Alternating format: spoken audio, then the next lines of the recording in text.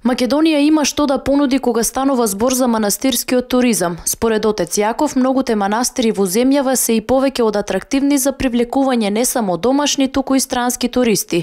Културното наследство, кое датира уште од првите векови на христијанството, е се повеќе привлечно за туристите. Секако дека има, видите, не само во Струмечка епархија, генерално во нашата држава во Македонија, кога се зборува за манастирски туризам и сето она што на тој план можеме да го понудиме и како држава и како црква е и повеќе од атрактивно, заради тоа што можеме да зборуваме за културно наследство кое што датира од првите векови на христијанството и на овие простори воопшто.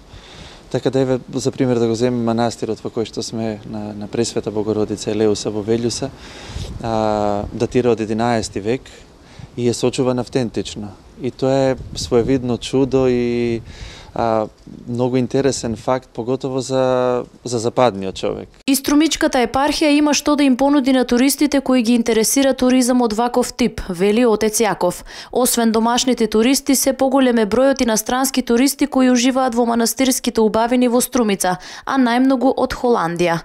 Тој вели дека во сите туристички агенди за посета на Струмичкиот регион неизоставен дел се и посетите на манастирите. Во нашата епархија, значи манастирот на Покровна Пресвета Богородица во Водоча и овој манастир тука, потоа светите 15 евреополски свештеномаченици, кој што датира од 3 век. Во последните години се почесто имаме туристи кои што доаѓаат од западноевропските земји, во кои што водачка е Холандија и некои други земји од Западна Европа, земјите од соседството како Бугарија, Грција, Србија.